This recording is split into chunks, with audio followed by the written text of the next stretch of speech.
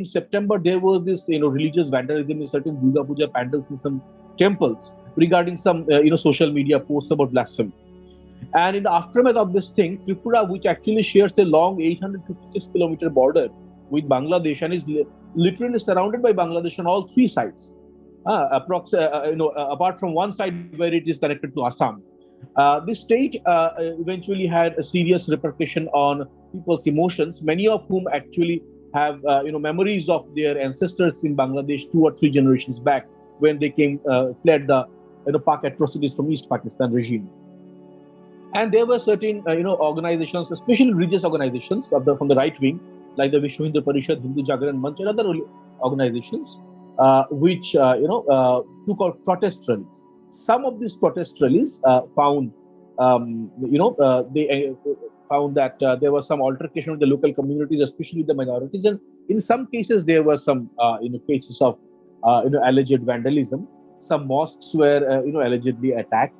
Though the VHP has categorically denied that their supporters didn't have any role with it, but several cases have already been registered with the police, and these miscreants, the supposed miscreants who were engaged in these incidents, a couple of them have already been arrested.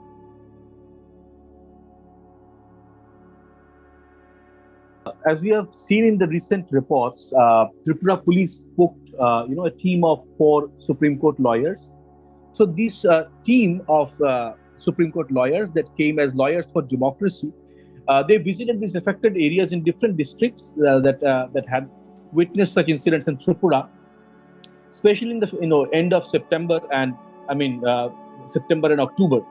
So these team members, they held a press conference at Agartala, and they voiced concern at what they say that they had seen, where they say there were alleged targeted attacks on some minority habitations, on some religious institutions, and they set forth a demand of different remedies and reparations. Like they asked the government to sort of institute a judicial inquiry, an independent judicial inquiry, and provide compensation to all the people who have sustained losses due to these kind of incidents, and to provide the reparations of all the religious institutions that were damaged.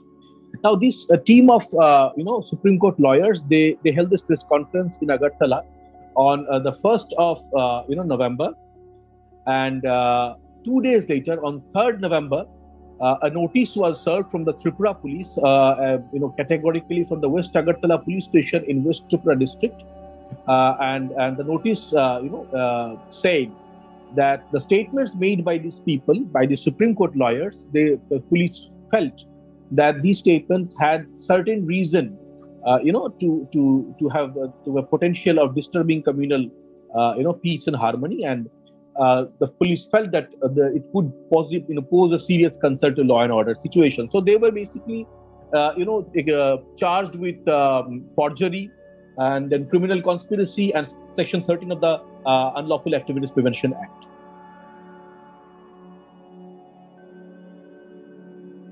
Now, the lawyers' press conference that had to do in this situation, it was more about how the police could have handled it better, and how they alleged that certain people could actually have been, the police could have been taking a much more stronger role, and the vandals were not sufficiently acted upon. That was their main concerns. Now, the people who started sharing these statements, the police claims that there is a direct one-to-one correlation, a strong correlation between the lawyers' statements and the rise of purported propaganda and fake news or false reporting on different social media.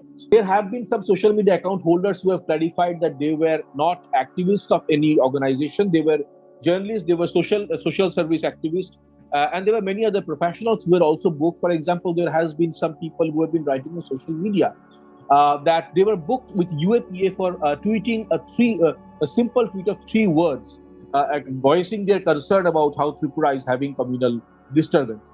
Now, obviously, this claim is still one-sided. We couldn't verify with the Tripura police whether they were really booked for that one tweet alone, or whether other incriminating evidence with the police.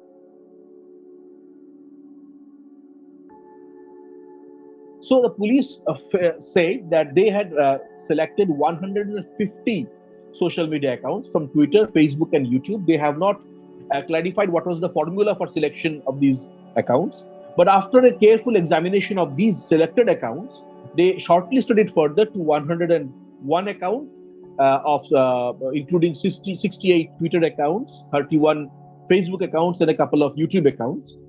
And there was a separate case registered at West Agartala police station about one single Facebook account holder who also allegedly made some rumor reporting on the social media. So, including this, total 102 social media account holders were booked in the same case, where the lawyers were actually booked, and they were charged in the same sections, which are, as like I said, forgery, criminal conspiracy, and Section 13 of the UAPA. And the Tripura police had served notices to these US-based internet companies, social media companies, to block their social media handles and pages. The main allegation, like I said, is that the State Information and Cultural Affairs Minister Sushanta Chaudhary, he clarified why the police has taken this step, and he said that the state government doesn't intend to, scuttle freedom of speech and expression, but according to the government, there is a concerted conspiracy from certain, sections of people and communities outside Tripura, who, according to the government, want to create some, want to destabilize peace and tranquility in Tripura and sort of create some communal unrest across India. Instead, the government has, put out several photographs and videographic evidence that these, alleged arson and vandalism didn't actually happen in many places. Well, some of it is actually true. There are some baseless rumor mongering happening on social media. And there, the first rumor that came out was that a mosque was set on fire at Panisagar, which is in North Tripura district, and that was the place where the biggest, the major incident of this slew of incidents happened, where a rally of protesters against this vandalism in Bangladesh. A section of that rally, engaged with some local youths, and there was some vandalism in the local mosque. It was not set on fire, I would like to reiterate, but there was some vandalism, and three houses belonging to local minority communities, they were ransacked by some miscreants, and three shops were allegedly set on fire. The police has confirmed that three shops were set on fire. But the rumor mongering which was happening was actually that these mosques were set on fire, which is not true.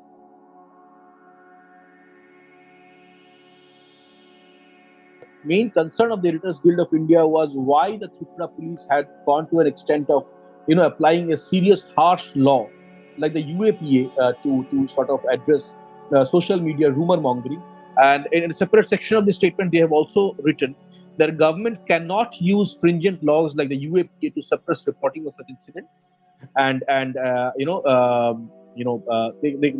main concern that they tried to voice in this statement was that the government of Tripura was trying to deflect attention away from the alleged failure to control majoritarian violence. And Tripura actually has a very, very tolerant record. Like, let me give an example from 2016 to 2021. If we include this particular case of UAPA as well, there are only 3 cases of UAPA in Tripura in the last 5 or 6 years. While we have got states like Assam and Manipur and Nagaland, which have over 100 cases almost every single year. So Tripura in that way has been much more lenient and much more understanding in applying harsh laws